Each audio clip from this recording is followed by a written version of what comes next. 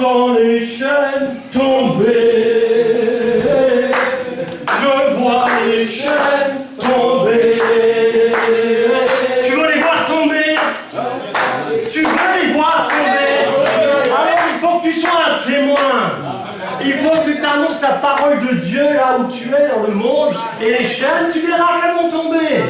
Parce que Dieu est avec toi quand tu annonces la parole. L'évangile est une puissance de Dieu pour le salut de quiconque croit. Amen. Alléluia. Amen. Mes amis, j'aimerais vous parler ce matin du témoignage. L'importance que Dieu porte sur le témoignage que toi, tu dois apporter dans ce monde. Amen. Et ce matin, nous avons chanté, nous avons loué, nous avons prié, que nous avons demandé la joie. Est-ce que vous êtes dans la joie? Amen. Amen. Amen. Alors si vous êtes dans la joie, cette joie, elle doit s'exprimer juste à l'église. Comment ça, Amen? Cette joie, elle doit s'exprimer 24 heures sur 24 partout dans le monde et dans l'église. Amen. Si tu es dans le monde et que tu rencontres les gens comme ça, je suis un chrétien, je vais à l'église tous les dimanches, et tout. Mais les gens vont dire, ouais, vas-y, casse-toi.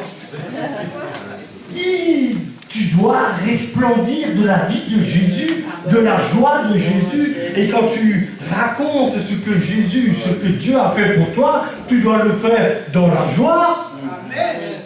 Hein? Il ne s'agit pas de gonfler les gens, il s'agit de les motiver, de les encourager parce que tu as vécu quelque chose. Tu as vécu quelque chose avec Dieu. La plus grande chose que tu as vécue, c'est quoi? C'est ton salut que tu as reçu. Oui, frère, on va démarrer le message. Tu peux afficher Ézéchiel 3, 18 à 19. Vous connaissez certainement ce passage. Je le lis. C'est bon? C'est pas ça. 3, 18. Ah, je t'avais dit 16, excuse-moi. Excuse. Donc je le lis. Quand je dirai au méchant, tu mourras, si tu ne l'avertis pas, si tu ne parles pas pour détourner le méchant de sa mauvaise voie et pour lui sauver la vie, ce méchant mourra dans son iniquité et je te redemanderai son sang. Oh là là. Mais si tu avertis le méchant et qu'il ne se détourne pas de sa méchanceté et de sa mauvaise voie, il mourra dans son iniquité et toi, tu sauveras ton âme. Amen. C'est fort ça. C'est Dieu qui parle. Voyez l'importance que Dieu porte au témoignage. Déjà, est-ce que Dieu a changé? Et il y a un Dieu de l'Ancien Testament et un Dieu du Nouveau Testament. Il y a un Dieu qui ne change pas. Il n'a ni ombre ni variation en lui. Il ne change pas sa manière d'être, sa manière de penser, sa manière de faire est toujours la même. Amen. Et d'ailleurs, c'est pourquoi tu peux avoir confiance en lui, parce qu'il ne change pas. Il ne va pas dire un jour c'est blanc et le lendemain c'est noir. Et c'est ça qui fait la force. Sa parole, elle est le rocher, le roc. Jésus-Christ, parole faite chair, le roc sur lequel tu peux t'appuyer. Et là, même la tempête elle vient, et puis tu es sur le rocher de Jésus-Christ. Et tu l'as prêché un mardi soir. Nickel, formidable message. Quand tu bâtis ta vie sur le roc, sur la parole de Dieu, aucune tempête ne peut venir te bouleverser. Tu es béton. Roc. Il faut inventer une nouvelle expression. Aujourd'hui, tu es béton, tu es roc sur Jésus. Amen. Donc voilà, mes amis. Donc le méchant, c'est qui? Le méchant, c'est le pécheur. C'est celui qui est hostile à Dieu, c'est le païen, celui qui ne connaît pas Dieu. Mourir, vous savez ce que c'est? C'est périr pour l'éternité, aller en enfer. Mais Dieu a tant aimé le monde, il a donné son Fils afin que quiconque en lui ne périsse pas. Donc, alléluia, Dieu ne veut pas que les gens se perdent. Dieu désire que les gens soient sauvés, qu'ils parviennent à la connaissance de la vérité. Mais ça peut venir par qui et par quoi? Par toi. Pas que par le pasteur le dimanche matin ou par l'évangéliste, par toi tous les jours dans ta vie. Alléluia. Et mes amis, moi je vois une église puissante et grande, glorieuse, comme Jésus-Christ, l'église de Jésus-Christ, l'épouse de Jésus-Christ, une église sainte, puissante, forte, audacieuse, courageuse, remplie d'amour, bien entendu, mais qui est dans le monde, à ta position et l'autorité de Dieu. Jésus a dit, j'ai vaincu le monde, prenez courage. Donc quand tu es dans le monde, eh ben, tu peux être tranquille. Parce que lorsque tu parles de Dieu, il est là, ils peuvent être 1000 devant toi. C'est Dieu qui a le dernier mot. Amen. Alléluia. Et donc c'est ça la vie du chrétien. Avertir le païen, le méchant, l'éclairer, l'enseigner, lui dire qu'il est sur une mauvaise voie, parce que toi, de toute façon, tu es sur le bon chemin. Jésus-Christ. Je suis le chemin, la vérité, la vie. Donc nous sommes sur le chemin, et nous pouvons vraiment le montrer, le proclamer, le dire aux gens. Parler, c'est déclarer, c'est témoigner. Si tu ne parles pas, il y a des conséquences. Dieu n'est pas content. Hein? Dieu est content quand tu parles. Ah ouais. Bien sûr. La première chose, c'est adorer Dieu, louer Dieu. La troisième, c'est témoigner. Pour moi, c'est ça. Ah, vous direz, là, je suis un évangéliste. Non, je suis un enfant de Dieu. Si tu es enfant de Dieu, tu es fier de ton Père. Vous avez des enfants. Quand les enfants, ils sont fiers de leur papa, hein, de leur maman. Normalement, quand ils sont petits. Après, quand ils grandissent, c'est autre chose. Hein? Mais quand ils sont petits, ils sont fiers. Ah, mon papa, ma maman. Donc, mes amis, la volonté de Dieu, ça a toujours été le cas. Ça a toujours été la volonté de Dieu que son peuple, que ses enfants parle et témoigne de lui. Alléluia. Ça, c'est une vérité. C'est la réalité. Dieu veut, désire que tu parles. Et pour ça, il a tout prévu. C'est ça qui est extraordinaire. Qu'est-ce qui empêche les chrétiens de parler? La honte, la peur, la timidité, et etc., etc. Ou alors le qu'en dira-t-on? Que vont dire les gens, les voisins? Hein? Ah moi, vous pouvez venir chez moi quand vous voulez, hein. Les voisins, ils savent tous qui je suis. Hein. Toute la rue. Mais ils me respectent, ils me saluent, ils me font des grands sourires, ils discutent même avec moi. Parce que je leur parle normalement de Jésus-Christ. Et je leur dis carrément, moi je ne veux pas que vous alliez en enfer. Je prie pour vous. Il faut que je vous parle de Dieu. Ils sont là, ils m'écoutent. Donc, moi je sais, vous semez, nous semons, et après c'est Dieu qui va faire le reste. Exactement. Hein? Même si tu ne vois pas de résultat tout de suite, c'est pas grave. Tu as fait ton boulot. Jésus a dit, quiconque aura honte de moi et de mes paroles, le Fils de l'homme aura honte de lui quand il viendra dans sa gloire et dans celle du Père et des saints anges. Exactement. Si tu as honte de Jésus, mais comment tu peux avoir honte de Jésus? Comment tu peux avoir honte de Jésus? Ici, il n'y a personne qui a honte de Jésus. S'il y a un qui a honte de Jésus, viens ici, tout de suite. Personne n'a honte de Jésus. Alléluia. Alléluia. Donc, moi je suis fier de Jésus. C'est pour ça, partout où je vais, je parle de lui. Et donc Dieu a tout prévu pour qu'on soit vraiment des témoins puissants. Vous recevrez une puissance, le Saint-Esprit survenant sur vous, et vous serez mes témoins. Partout, hein. D'abord à Jérusalem, chez toi, dans ta région, là où tu habites, tu dois être un témoin. Et ensuite, après, Dieu peut t'envoyer ailleurs. Et après, ce sont surtout les évangélistes que Dieu envoie ailleurs. Alors, soyez tranquilles, moi je vais évangéliser ailleurs, c'est pour vous. Vous allez participer à mon travail. Seigneur, je le demande. Toutes les âmes qui viennent à Dieu, en Suisse, en Italie, en France, partout, que vous en ayez aussi le bénéfice. Amen. Parce que vous priez pour moi, quand je ne suis pas là. C'est calme là. Hein. Mais je sais que vous priez. Alléluia. Amen. Donc écoutez, vous recevez une puissance, c'est-à-dire vous recevez un pouvoir. Vous recevez le pouvoir d'être un témoin par le Saint-Esprit. Tu reçois la capacité d'être un témoin par le Saint-Esprit. Tu reçois l'autorité par le Saint-Esprit pour être un témoin. Tu reçois la conviction de Dieu. C'est là en toi. Tu ne peux pas faire autrement. Voyez? Et vraiment, ce matin, je suis boosté pour vous booster, quoi. À être vraiment mieux que moi. À témoigner sans crainte. Simplement. Pas besoin de sortir des grandes théories bibliques. Sois simple, sois comme tu es, avec ton expérience, ton vécu, selon la parole de Dieu. Ça, c'est pas compliqué. Donc, on est dans un temps, mes amis, où vraiment Dieu, il nous attend. Une église réveillée, c'est une église qui témoigne. C'est une église qui amène la vie à l'extérieur. C'est bien de prier pour que les gens viennent à l'église.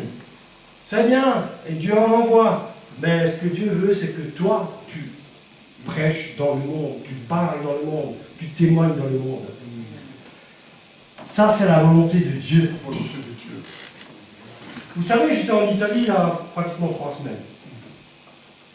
Et moi, je ne parle pas l'italien, hein, avec les mains.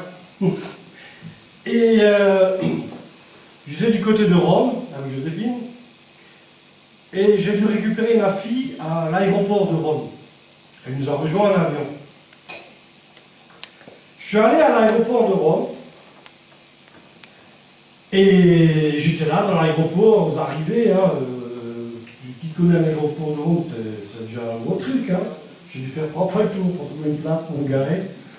Et puis voilà que je suis dans le hall d'arrivée, je vois, puis bon, il y a encore une demi-heure d'attente et tout. Bon. Et j'avais un peu les boules parce que je disais, purée, Seigneur, moi je dis, je parle même pas l'italien et tous ces gens-là, ça se ne connaissent pas. Fais un miracle, fais-moi parler en italien. Ça va pas marcher. J'étais vraiment excité. Hein. Dans le sens, vous voyez, je vois des gens passer.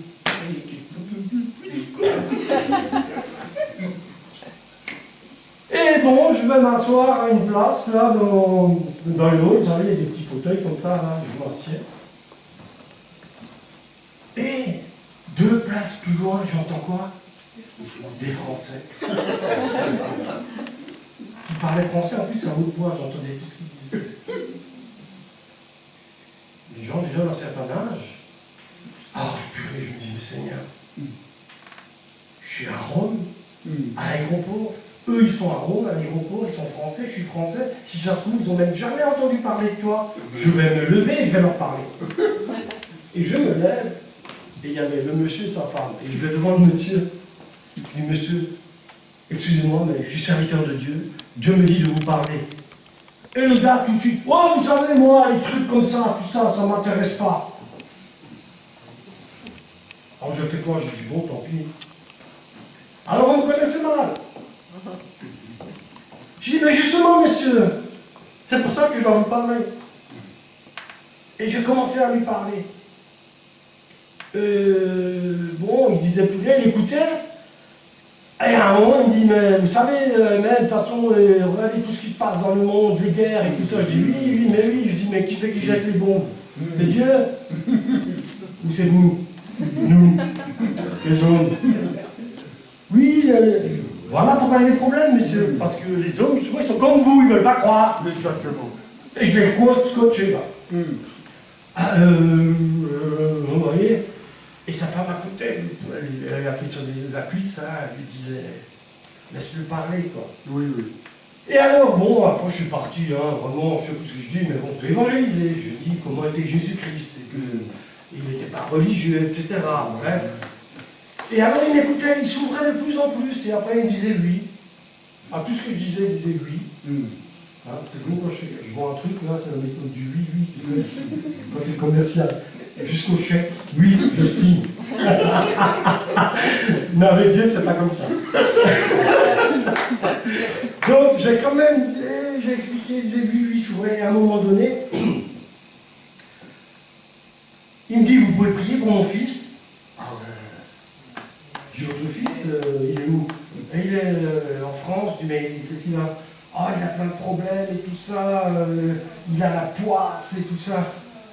Je lui dis, ok, je vais prier pour lui tout de suite. Hein. J'ai commencé à prier à haute voix, là. Il y avait tous les gens dans l'aéroport, et je priais vraiment, et je liais les malédictions, là. Je déliais la malédiction et tout ça.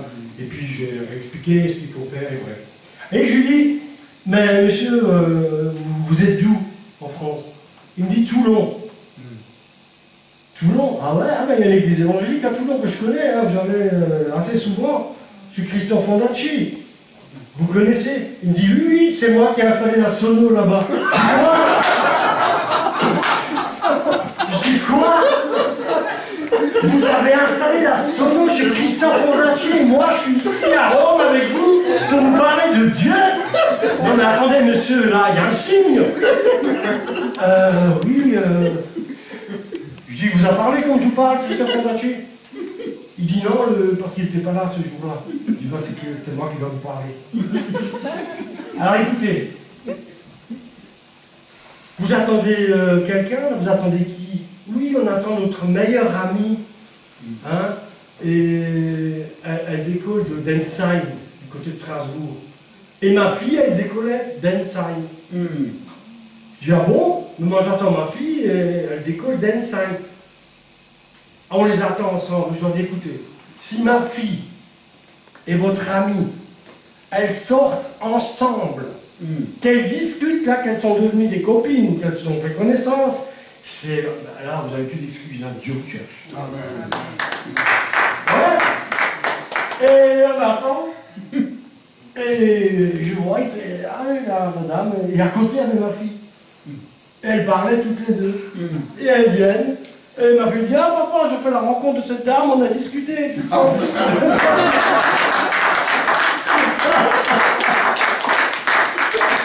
Et ma fille, elle a 23 ans et la dame, elle avait plus de 60 ans, hein, pour vous dire. Donc c'est vraiment Dieu qui a fait, qui a préparé ce moment-là. C'était un rendez-vous divin. Hein? Alors bien sûr, je les ai bénis, je priais pour eux et tout. Hein? Et je leur ai dit, allez là-bas, à l'église, écoutez le message. Vous voyez, comme quoi Dieu, quand vous avez ça en vous, que vous voulez parler de lui, il met quelque chose en place pour que vous puissiez le faire. Exactement. Et là, il m'a vraiment encouragé, je vous assure. Ah non, purée, j'en ai pas parlé depuis au moins 10 jours à personne là, de Dieu. Et là, purée, je te boosté, je te dis, moi. Dans la voiture, je louais Dieu, les prières, et tout, bon, hein. Vous connaissez, hein? Oh Seigneur, merci, merci, merci. C'est fabuleux. Quand tu as le désir en toi de témoigner, quand tu as le Saint-Esprit et que tu veux témoigner, Dieu il met en place quelque chose de bon pour que tu vois qu'il est ok, qu'il est avec toi et que ça marche. Alors des fois, ça ne marche pas comme on veut, c'est clair, hein, ça m'arrive aussi. Ça arrive. Mais c'est pas parce que ça arrive qu'il faut s'arrêter. Il faut continuer. On marche de victoire en victoire. Hein? Et tu dois toujours avoir confiance que Dieu est là, il va faire quelque chose. Il nous demande de témoigner, donc il va faire ce qu'il faut. C'est tout. Il faut que tu sois convaincu que Dieu va faire quelque chose. Même si tu ne le vois pas de tes yeux tout de suite, il l'a fait. Moi, je parle à des gens, il ne se passe rien, mais je suis sûr que ce que j'ai semé un jour, ça va servir. Amen. Et s'ils ne vont pas dans une autre église et dans une autre église, bah alléluia. Si j'avais dit ça dans l'église où j'allais avant, ils m'auraient fusillé. Honteux. Mais ici, on peut dire alléluia, n'est-ce pas?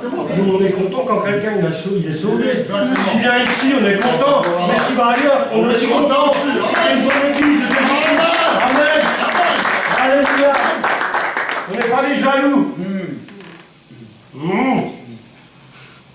Ah, oh, Seigneur. Donc, vous connaissez le passage de Romains 10. Comment donc invoqueront-ils celui en qui ils n'ont pas cru, et comment croiront-ils en celui dont ils n'ont pas entendu parler? Pas plus compliqué. Comment entendons-ils parler s'il n'y a personne qui prêche ou qui témoigne? Vous voyez, il faut que nous témoignions. Tout le monde a vécu quelque chose qui peut témoigner. Et puis, vous connaissez assez la parole de Dieu, normalement, l'évangile au moins, pour parler aux gens, pour dire comment est Jésus, qu'est-ce qu'il a fait Jésus, hein? Qu'est-ce qu'il a fait pour vous personnellement.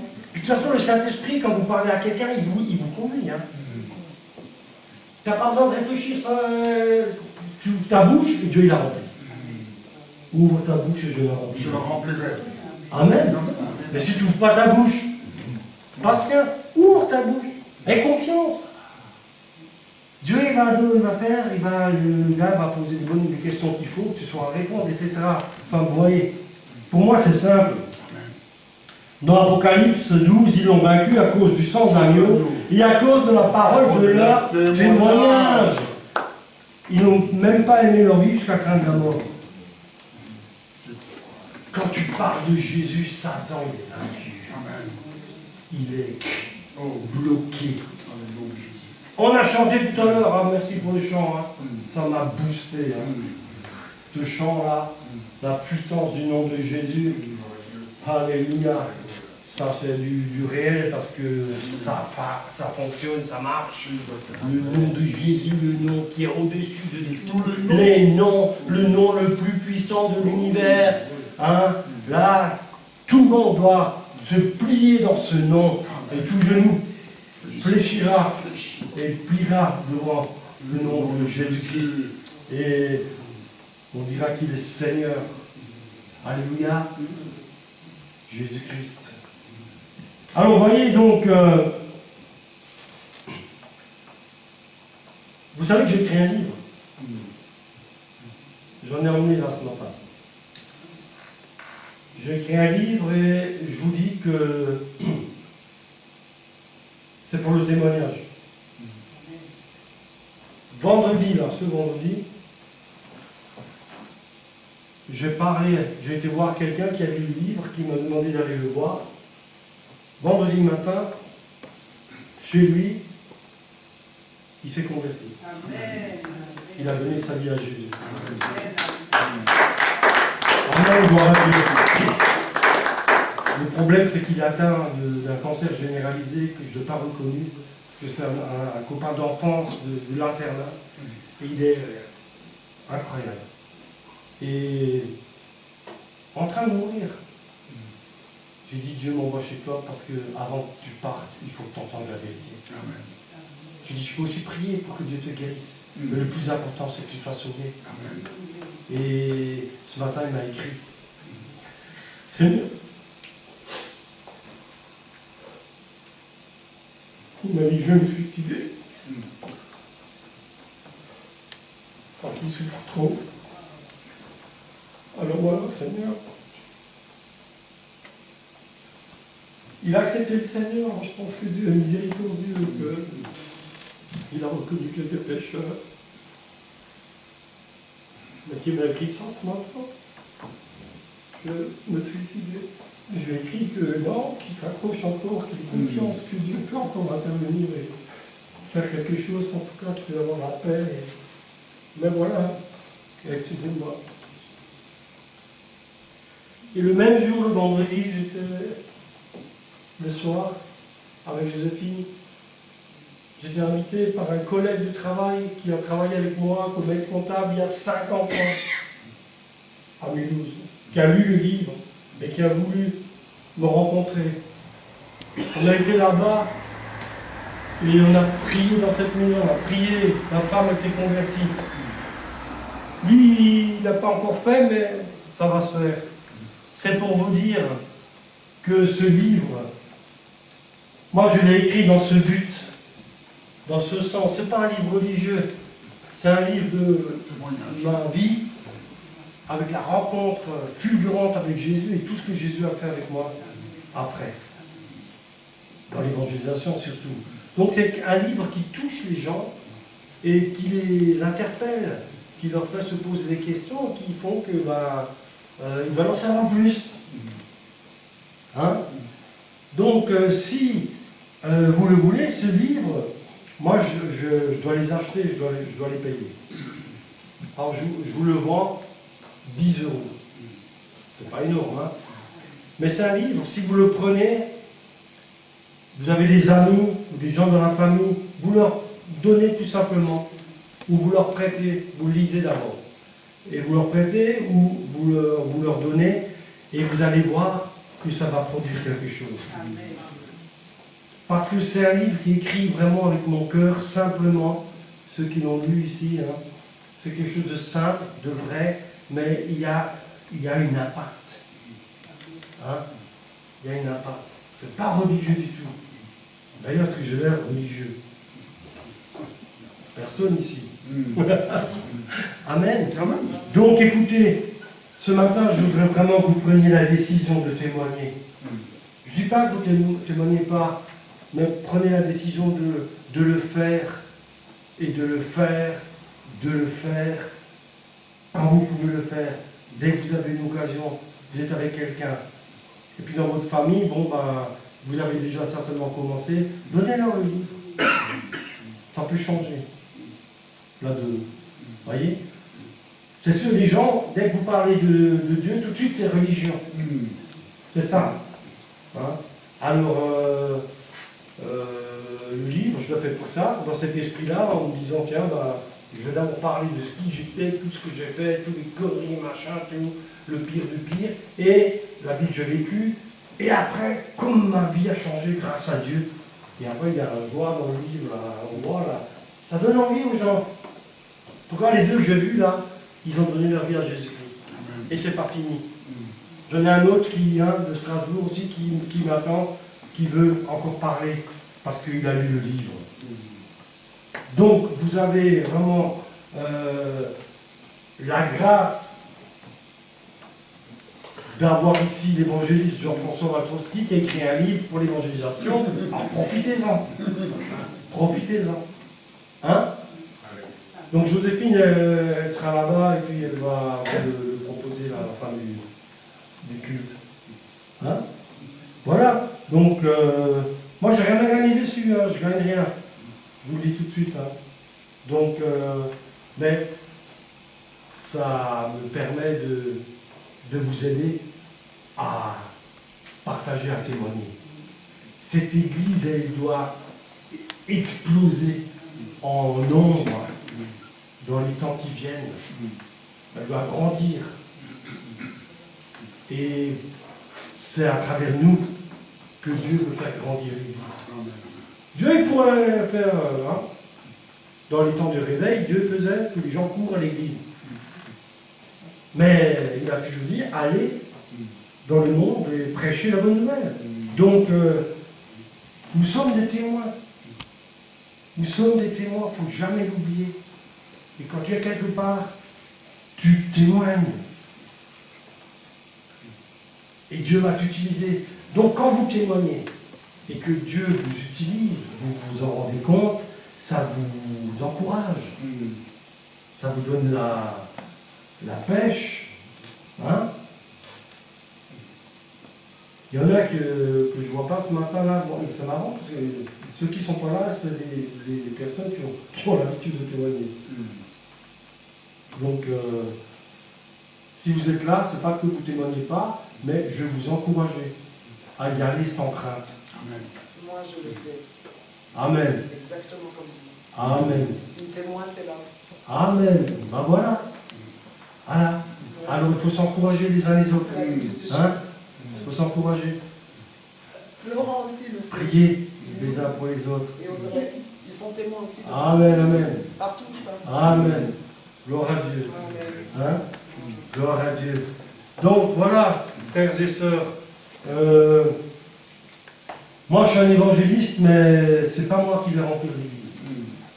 Je vous le dis. Ah, j'aimerais bien, hein? Dieu va envoyer des âmes à travers moi, c'est sûr. Mais ne comptez pas sur l'évangélisme pour que l'église se remplisse. Comptez sur vous. Sur Dieu qui va vous utiliser. Comptez sur Dieu qui va vous utiliser. Amen. Amen. Alors Seigneur, vraiment, je te demande de nous visiter, Seigneur, de nous convaincre chacun, par ton esprit, Seigneur, par ton esprit. C'est ton esprit qui peut nous convaincre, qui peut nous pousser à être ces témoins que tu veux que nous soyons puissants. Puissants. Hein? Dieu le dit, c'est une puissance. Donc ne doute pas. C'est puissant. Quand tu ouvres la bouche pour Dieu, c'est puissant. Hein? Même si tu vois rien, c'est puissant. Parce que c'est la parole de Dieu, tu obéis à Dieu, et Dieu n'est pas un homme pour mentir, il dit la vérité. Donc, la puissance, elle est là en toi. Et pour qu'elle se manifeste, il faut que tu ouvres ta bouche. Hein? Croyez-moi, je sais de quoi je parle. Et les gens ont besoin. Moi, ce gars, il était, au début, il m'a dit, le truc là, je veux rien savoir. Mais alors, j'ai quand même continué. Et la finalité, c'est que ces gens, ils vont aller là-bas à l'église. Ils vont y aller, hein, parce que il y avait trop de points communs, c'était pas du hasard. Et quand tu témoignes à quelqu'un, c'est jamais du hasard. Exactement. Il faut juste que tu aies le courage, la foi. Bien sûr, quand je dis la puissance, c'est aussi la puissance de la foi. Hein? Parce que si tu n'as pas la foi, tu ne peux pas. Il faut que tu aies la foi, que tu crois que Dieu va faire quelque chose. Même si ça ne va pas comme toi tu veux, comme toi tu penses, c'est pas grave. Tu fais. Et au début, des fois, ça peut être dur, et d'un coup, ça change. Hein? Dieu, il est comme ça, et il veut vraiment que nous n'ayons pas honte et que nous proclamions qui il est, ce qu'il a fait. Hein? Quand il était sur terre, Jésus-Christ, mais aussi ce qu'il a fait dans ta vie ici. Tout le monde a un témoignage à donner, non? Hein? Ça peut être une guérison, mais ça peut aussi être autre chose. Finance, plein de choses. Il y a tellement de choses que Dieu fait. Et souvent on entend des témoignages ici. Hein? C'est bien pour encourager, mais il faut aussi les donner dehors. Toi tu témoignes, je le sais, là, toi. Continue, mais le paquet, ne lâche pas. Ne lâche pas, même si ça ne va pas comme tu voudrais, ne lâche pas. C'est bon. Semer une semence puissante. Encore? Amen, voilà, alléluia. C'est ça, vous voyez. Normalement, moi, ici, ça devrait être comme ça, là, quand on se voit le dimanche. Et en fait, avant-hier, je parlais à quelqu'un, purée, c'était génial et tout ça. Tous, on devrait être comme ça. Et se dire, purée, ouais, là, et ça, et là. C'est pas de l'orgueil, c'est pas de la prétention. Tu dois être content que tu as témoigné à quelqu'un. Moi, je te dis, quand tu témoignes, tu dois être content. Hein? Tu n'as pas besoin de dire, non, c'est pas de l'orgueil, tu as témoigné, il s'est passé quelque chose. Alléluia. Ça te booste et ça booste les autres aussi. Hein? Et pourquoi tu l'as pas dit ce matin? Tu as témoigné hier soir. Non, mais vous voyez, on est une famille. Oui, il y a tellement de situations. Hein? Il y a un homme d'affaires ici, je suis sûr, il ne peut pas s'empêcher de parler de Dieu. Regardez-moi. Amen, amen. Alléluia. Et notre apôtre, pareil. Hein? Là où il est, il ne peut pas faire autrement, c'est normal. C'est normal. Même quand tu achètes, toi. Hein? Même quand tu achètes. Quand j'achète? Ben oui, le bois. Ah oui, vendredi soir, c'était une sacrée journée. 3 musulmans. J'ai commandé du bois. Et ils sont venus, ils m'ont livré le bois. Et en partant, moi je leur dis, moi je suis serviteur de Dieu, alors je vous bénis. Ah ouais, ah oui, Inch'Allah, machin et tout. Je dis ok. Je dis, mon Dieu, moi il s'appelle Jésus-Christ. Hein. Mais Jésus-Christ n'est pas Dieu. Et voilà, ça a commencé comme ça, assez hard. Et finalement j'ai continué et tout. Et ça s'est bien passé. Ils ont posé des questions. Je dis, ah ouais, vous êtes vraiment un homme de Dieu. J'ai écouté. Hein, moi je vous aime. Hein. C'est pour ça que je vous parle, et puis je vis du concret, c'est du béton. Vous vivez quoi de concret là, à part m'avoir livré le bois? C'est Dieu qui vous a envoyé livrer le bois pour que je vous parle. Parce que, au fond de vous, vous êtes sincère, vous cherchez Dieu, hein, mais c'est pas le bon là, de les trouver. Vous êtes là pour trouver le bon. Donne-lui un livre. Elle lui a donné le livre. Et je leur ai donné un évangile en arabe. Que j'avais à la maison. Amen. Alors ces gens-là, bon, bah, ils sont pas à l'église et tout, mais Dieu va faire ce qu'il faut. Moi, je crois que les musulmans, il y en a beaucoup, ils sont sincères. Ils cherchent Dieu, quoi. Ils font tout pour Dieu, mais c'est pas le bon, quoi. Alors, comme ils sont liés un peu par les traditions, la famille et tout ça, c'est pas évident, mais Dieu, il peut faire parce que toi, tu as expliqué un peu les choses de ce que toi, tu dis. Amen. Du concret. Bon, oh, j'ai pas fait longtemps. Hein. C'est le temps qui dure. C'est pas le temps qui dure, hein. C'est ce qu'on dit. C'est la qualité. Qui compte. C'est pas le temps qui compte, c'est ce qu'on dit qui compte. Amen. Alors voilà, frères et sœurs, vraiment je vous bénis. Je prie pour vous, pour que vraiment vous soyez dans cet esprit, dans cette action. Hein. C'est pas de la religiosité, il ne faut pas dire il faut que tu pries, que tu sois rempli, que tu aies l'amour, la compassion pour les gens, et tu verras, ça se fera tout seul, automatiquement. Et les gens le ressentent, hein. Quand tu leur parles avec amour, avec compassion, ils le ressentent. Ils le ressentent. Hein. Un jour, je parlais juste pour terminer, une petite boutade, j'étais à Cora, et puis il y a un gars avec sa femme, et je sais pas, j'avais envie de lui parler. Alors je vais vers lui, je lui dis, écoutez, je suis pas témoin de Jéhovah, il faut que je parle de Dieu, rassurez-vous, je suis pas témoin de Jéhovah. Il me dit, mais je suis témoin de Jéhovah. On a éclaté de rire tous les deux. Il a rigolé. Il a rigolé. J'ai dit, oh purée, c'est pas vrai. Je dis, mais alors vous croyez en Jésus-Christ quand même, on va discuter un peu. Et vous voyez, mais c'était vraiment, moi je pensais faire bien, tu vois. Je suis témoin de Jéhovah. Vous voyez, il y a des trucs comme ça. Amen.